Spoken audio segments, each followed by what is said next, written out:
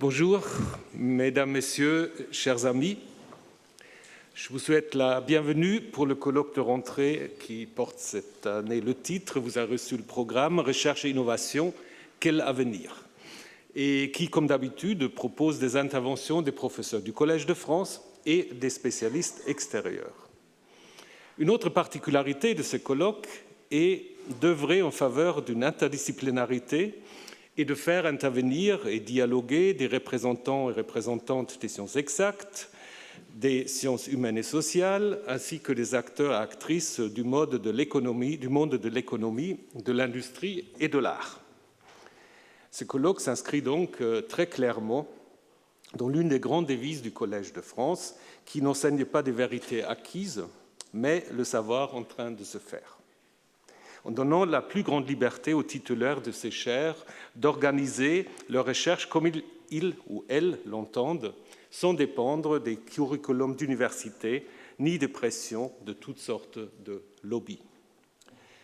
Le dépassement des frontières a depuis toujours caractérisé la recherche au Collège de France.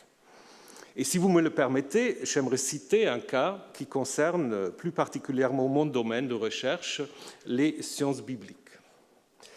La première théorie scientifique sur la formation du Pentateuque fut en effet formulée au Collège de France, mais non pas par un littéraire, mais par un médecin, un chirurgien. Il s'agit de Jean Astruc, médecin de Louis XV, qui enseignait au Collège royal et qui publia en 1753 les conjectures sur le mémoire originaux dont il paroit que Moïse sait servir pour composer le livre de la Genèse. Dans ce livre, publié d'une manière anonyme, probablement il craignait un peu quelques critiques, il postula l'existence de différents documents qui auraient été à l'origine du livre de la Genèse. Et cette théorie qu'on a affinée par la suite et qu'on va appeler la théorie documentaire devient un pilier des sciences bibliques. Donc cette théorie est due à un chirurgien qui avait transféré ses compétences de découpage sur un tissu de texte. La recherche, l'innovation, les grandes découvertes se sont rarement faites dans un vase clos ou dans un cadre restreint. L'ouverture et la curiosité ont depuis l'Antiquité été les promoteurs de la recherche authentique. Et cela s'applique aussi bien à la philosophie qu'aux sciences dites exactes. De nombreux exemples existent de cette interaction entre les arts, les sciences humaines et les sciences expérimentales. La littérature peut être, comme va nous le montrer Antoine Compagnon, un vecteur d'innovation. Mentionnons aussi Leonardo da Vinci, particulièrement à l'honneur cette année, qui fut à la fois artiste, scientifique, peintre, sculpteur, poète, philosophe et en même temps inventeur, ingénieur, architecte et botaniste. Il n'existe pas de dichotomie entre les sciences et les arts. Toute démarche scientifique est aussi et en même temps artistique. La science et l'art se nourrissent l'un à l'autre pour repousser les limites de la pensée et de l'imagination et, ce faisant, faire apparaître du nouveau, de l'inattendu. J'aimerais citer Bertolt Brecht qui, à la fin de la Deuxième Guerre mondiale, en 1945, écrivait dans un recueil qui est appelé « L'achat du cuivre », je le cite, « Les gens qui ne comprennent rien à l'art ni à la science croient que ce sont là deux choses immensément différentes, dont ils ignorent tout. Ils imaginent rendre un service à la science en lui permettant d'être sans imagination. Et ils croient faire progresser l'art en empêchant quiconque d'en attendre de l'intelligence. Même si l'humanité a dû souvent et longtemps se passer du savoir comme de l'art, il reste que l'un et l'autre sont essentiels à ce que nous considérons être l'humain. Ce qui est à l'opposé de toute recherche libre, c'est l'obscurantisme et le dogmatisme. Mais même certaines théories scientifiques peuvent devenir des dogmes et du coup empêcher l'innovation, comme l'a très bien montré Thomas Kuhn dans ce livre que vous connaissez tous, « The Structure of Scientific Revolutions ». Je pense que ça a été traduit en français. Il nous faut donc combiner, lier recherche libre et innovation. Mais qu'entendons-nous par innovation? Thème très largement utilisé aujourd'hui dans toutes sortes de contextes pour parler de start-up, de l'économie, de recherche fondamentale et appliquée, etc.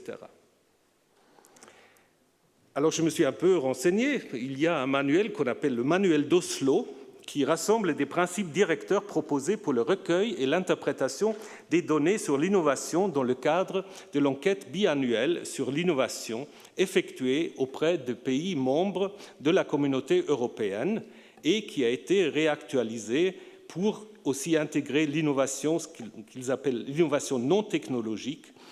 Selon la définition donc, de ce manuel, une innovation, je cite, est la mise en œuvre d'un produit, bien ou service, ou d'un procédé nouveau ou sensiblement amélioré, d'une nouvelle méthode de commercialisation ou d'une nouvelle méthode organisationnelle dans les pratiques de l'entreprise, l'organisation du lieu du travail ou les relations extérieures. Voilà, ça c'est la citation.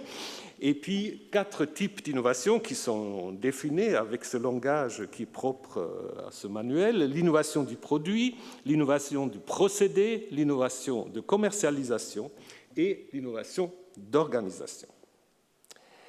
D'une manière plus large, on trouve beaucoup de prises de position et de publications selon lesquelles l'innovation est comprise comme résultant des découvertes scientifiques qui ont été faites dans le contexte des laboratoires publics, le CNRS ou les universités, ou dans les grandes entreprises privées.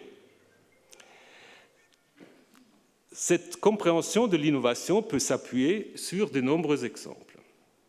Ainsi, la découverte des rayons X est à l'origine de la radiographie. Le laser est un produit de la mécanique quantique. Rappelons encore que l'invention du microscope précède le développement des connaissances scientifiques dans le domaine de l'optique. Cette conception se combine avec la vision de l'économiste Joseph Schumpeter, qui est cher à notre collègue Aguillon, pour qui l'innovation technologique est le moteur même de l'économie. Une innovation majeure produit une phase de croissance, mais cette innovation produit également la destruction des anciennes structures économiques.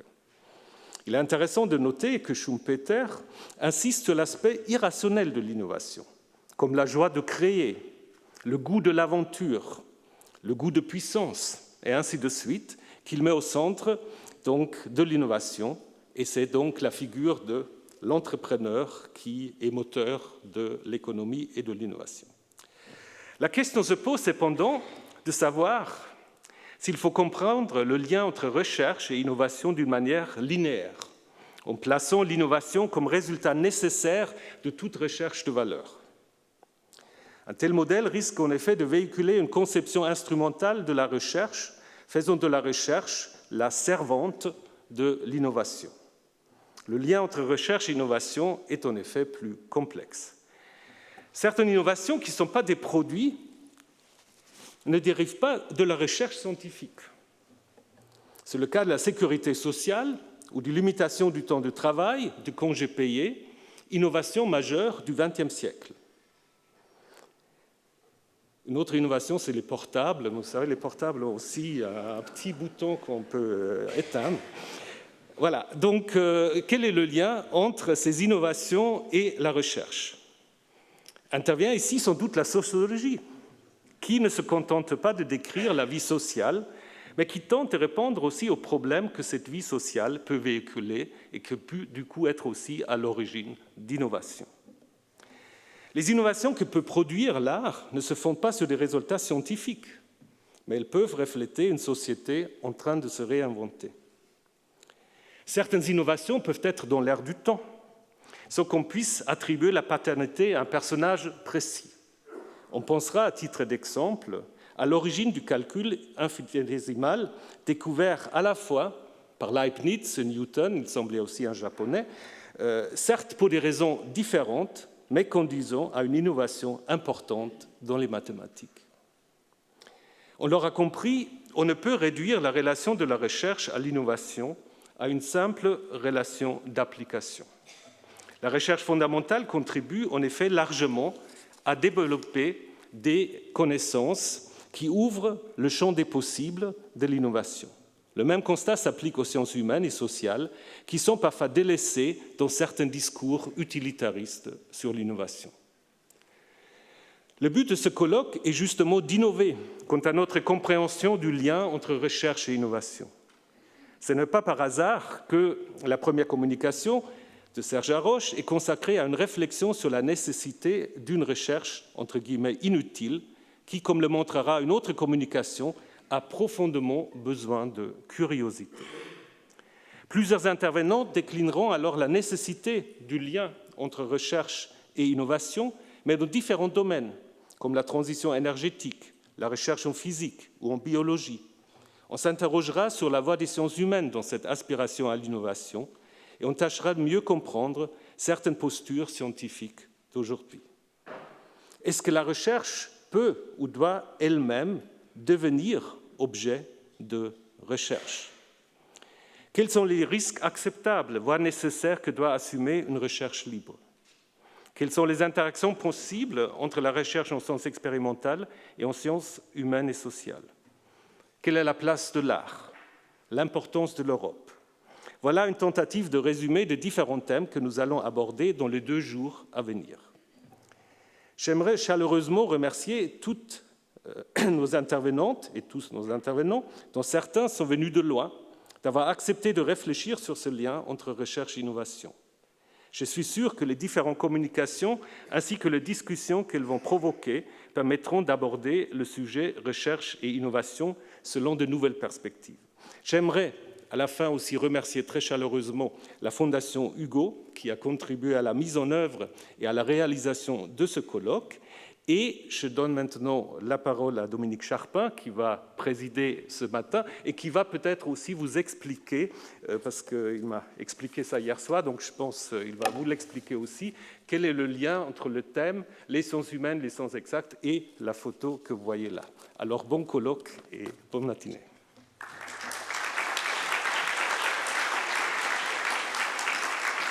En effet, l'image qui a été choisie pour illustrer le colloque d'aujourd'hui, de prime abord, pourrait paraître très orientée, puisque c'est ce fameux télescope qui a été construit dans les Andes chiliennes et qui est donc un concentré de technologies de pointe.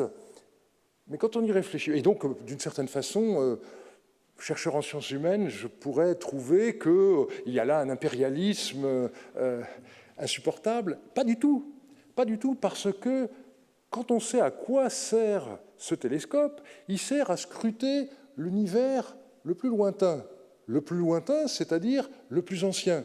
Et l'objectif, en fait, de nos collègues astrophysiciens, un de leurs objectifs en tous les cas, c'est d'aller le plus loin possible vers l'origine de l'univers. Et d'une certaine manière, donc, leur curiosité prolonge celle de gens comme moi qui se penchent sur les origines de nos civilisations. Et donc, en fait, cette image, elle est tout à fait emblématique de notre curiosité commune, que nous soyons chercheurs dans ce qu'on appelle les sciences humaines ou dans les autres sciences. Et d'une certaine manière, donc, j'ai tout à fait approuvé le choix de cette illustration pour rendre compte de notre thème.